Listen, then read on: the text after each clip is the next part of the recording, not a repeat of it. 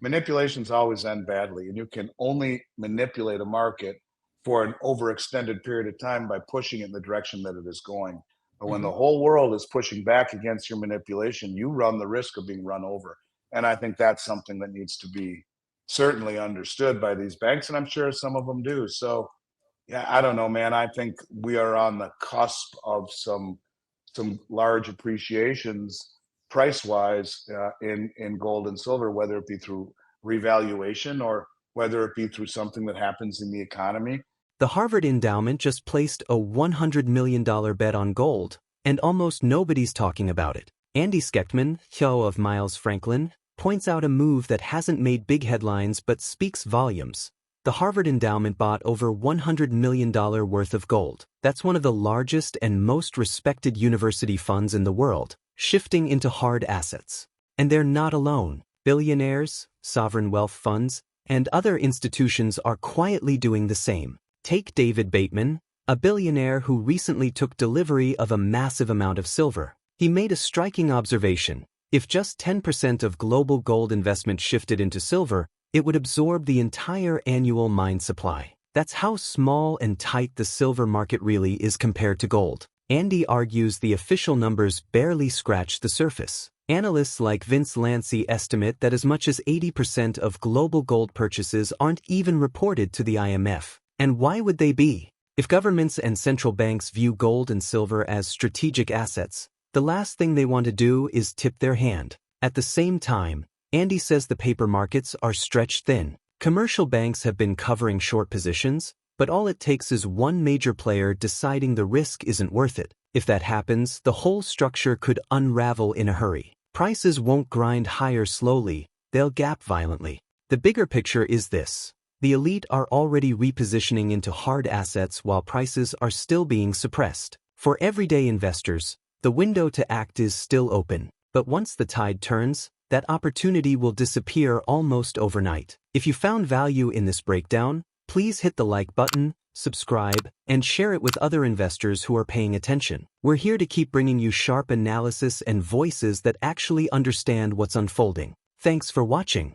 Yeah, Saudi Arabia took a massive position in SLV, Okay. and it's too bad that they bought it in SLV and not the real thing. But the one part that I took away was that the purchase was large enough whereby they could demand physical delivery. This is a privilege that retail investors lack. We cannot take possession of SLV.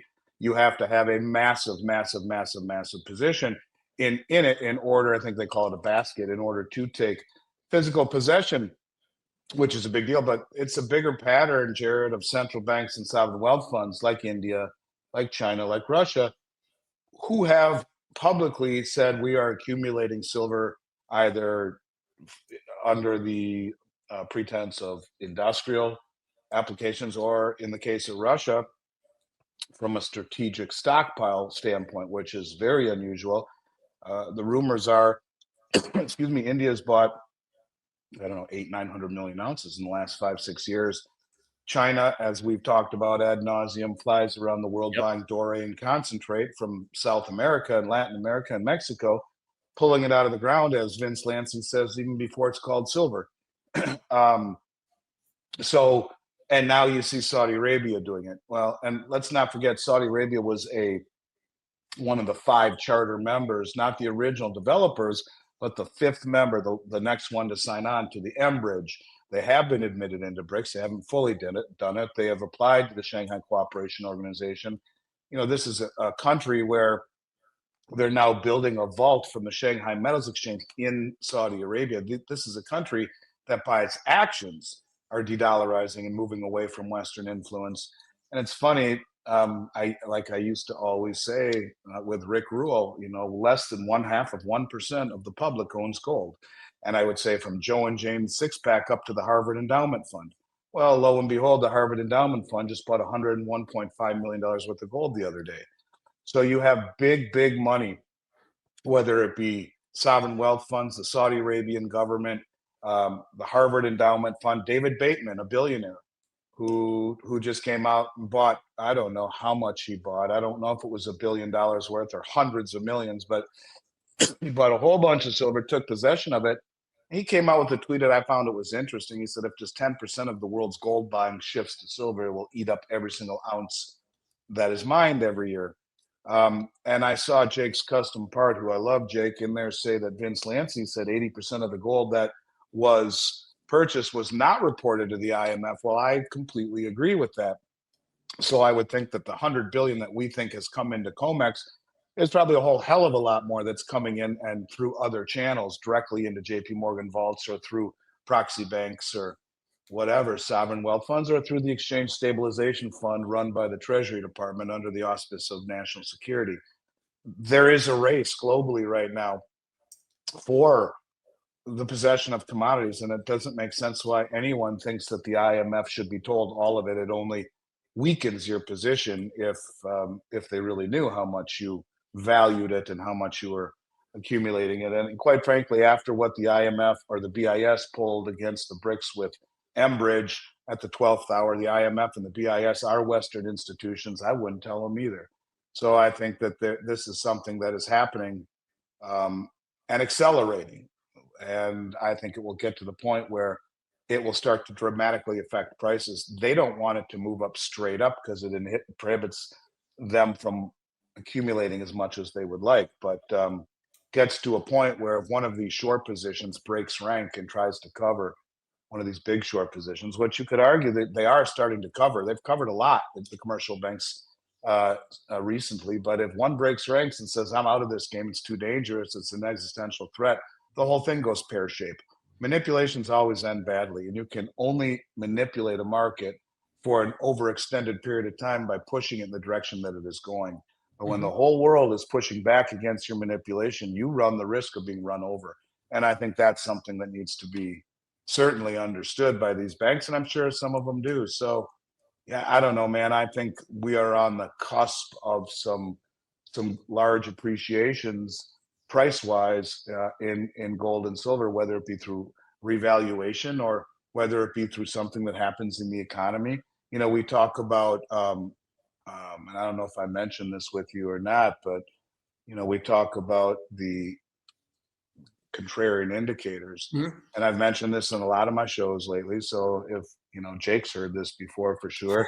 that is that right now you have the largest percentage of retail owners in stocks in the history of the stock market. That's mom and pop. This is more than the '08 financial crisis, more than the dot-com bubble, the largest ever. About 54% of all equities owned are by the retail public. Never been that high. At the same time, the retail public has the largest exposure to options, which is speculation, and the largest ever margin exposure, $1 trillion. That's leverage. So the retail is all in on stocks, on leverage, and speculating with options. This is as risky as it gets, as levered as it gets, as speculative as it gets. And since the beginning of the year, the institutionals are selling 2 to 4 billion a week in stocks. You got 7-to-1 sales by insiders versus buying. You have Bezos, who sold 6 billion in Amazon since June 1st. The three largest shareholders and bond members of Nvidia dumping shares, Jamie Dimon dumping shares, Zuckerberg dumping shares. They're all dumping shares. So at the same time, you have the public wouldn't know a gold eagle if it fell on their foot, and you have the largest deliveries in the history of the COMEX market. We become net importers of gold. And as Vince says, 80% of the gold purchases aren't being reported. I'm telling you, the paper price is being used by the elite as cover to reposition. And it hasn't translated down here yet. It will. Something will happen that will wake people up. And like that, it disappears. Andy Schectman says central banks are still buying gold at a record pace. In just the second quarter, they added 166 tons to their reserves. China has gone even further. Regulators now require insurance companies to hold at least 1% of their assets in physical gold, not paper substitutes. They must fund those purchases by selling U.S. treasuries. If that mandate keeps expanding, it could end up absorbing as much as 20% of annual global mine supply. That's an enormous shift in demand. At the same time, The Fed is signaling rate cuts this September. Andy calls this classic stagflation: weak growth, softening jobs, and inflation that refuses to come down. In fact, inflation hasn't dipped below 2% for 53 straight months. Powell is even moving away from the Fed's traditional dual mandate of price stability and full employment. The new emphasis is on unemployment shortfalls, while inflation is quietly brushed aside. That shift tells you something important. The Fed knows it can't get inflation under control without breaking the economy. So instead, it's leaning on rate cuts to cushion asset prices, helping the wealthy, but leaving structural problems unresolved. For Andy, the bigger takeaway is this: central banks and major institutions are positioning themselves with physical gold while the monetary system continues to erode. Everyday investors still have time to do the same, but the window is closing. Let's get back to the interview. Well, I mean, there's a lot of stuff going on, Jared. I mean, a lot. We're seeing the central banks continue to buy gold at a fever Yep. pace. The second quarter number was 166 tons that we saw. We're seeing things like the China mandate, where they're now mandating insurance companies. The insurance regulator in China requires 1% of assets in physical gold, but funded by the selling of U.S. treasuries. And at current prices, this will absorb, as they expand this program, as much as 20% of annual global mine supply. The thing that's interesting about the Chinese is that they only allow physical gold. They don't allow paper substitutes. We see the continued amount of deliveries off of COMEX. Last I looked, which was a few days ago, we had just shy of 30,000 gold contracts delivered and just shy of 2,000 silver contracts delivered. Since July 31st, we've had over 91 tons of gold stand for delivery. That's since July 31st, right? And about 270 tons of silver stood for delivery in August. And so year to date, you're getting close to 900 tons of gold that have stood for delivery. This is insane. The first 3 days of the August contract, we had 20,165 contracts post. Now, most contracts in my career either were rolled over or cash settled. Less than 1% stood for delivery. Those 20,165 contracts representing over 2 million ounces of gold, 100% of those contracts stood for delivery, 100%. So there is a big rush to accumulate physical metal, not just around the world, as we've documented for quite some time, you and I, but also at home. And this is what is very unusual about what's happening at the COMEX, is that some entity has gotten into Trump's ears, I believe, and all of the metal coming back is insane. Way different than anything that I have ever seen. Interesting that we have historically low money velocity right now. At the same time, M2 is expanding, so you have an increasing money supply with decreasing activity. The money is not moving, and so it's pushing on a string. But at the same time, we see almost 500,000 jobs that have been revised downward. 461,000 jobs have been revised out of the BLS. It should just be called the bullshit BS, but it's Bureau of Labor Statistics. They've taken 461,000 jobs, revised them out since the beginning of the year. So every single one of the months where we get these record employment numbers and the stock market goes up and the metals market goes down, it's all been bullshit. Where literally, if you take 8 months, which we haven't even got the August numbers yet, so take 7 months and divide it into 461, what do you get? Over 40,000 plus jobs, actually more than that, I'm sorry, would be, I don't know, 7 into 461,000. Let's just do the math. You got a calculator? Do the math for me. So what is it, 90,000 jobs or whatever a month? It's crazy that have, or 70,000 jobs a month almost, right? About there, 70, yeah, that have been revised out. And so all of these jobs, all of these wonderful numbers, it's fugazi. And half of the jobs that they're reporting are part-time jobs, people working 2-3 jobs to make ends meet. Why do I say that? Because the Fed is talking about cutting rates, right? It's likely that they're going to cut rates into the September meeting. This is classic stagflation. You have the CPI, which is the CPI, which is also issued from the BS, the bullshit labor statistics, has stayed above 2% for 53 straight months. And, you know, they're never going to get down to 2%. So what did we just find out? We find out that Powell is relinquishing the dual mandate. They're going to get rid of the dual mandate, meaning their dual mandate was in essence stable prices and full employment. And they came out and they said, yeah, well, we are going to no longer do the dual mandate. We're going to stop striving for a 2% inflation, average inflation rate over time. And the new framework, we're gonna focus more on employment shortfalls. And so they're talking about the unemployment problem. Well, yeah, supposedly the numbers were so great until they revised 500,000 jobs out so far. And so what we're witnessing is lower rates, which will lead to higher inflation in an environment where no money velocity. So M2 is increasing, the money's getting thrown into the system, but it's not moving. And record low money velocity in a slowing economy facing massive layoffs and unemployment problems. So you have the setup for stagflation. And when you talk about what this really means, to me, this is, in essence, you know, he talks about wanting to help the lower income folks and, you know, buy a house and that kind of stuff. But wasn't it the low interest rates that got us in this problem to begin with? Yes. And so that's right. And the Cantillon effect, which we've talked about before, says the people closest to the money who have assets, they're the ones that are benefiting disproportionately from this increase in the money supply and from the lower rates, because it benefits the top 1%. Their asset prices will remain inflated.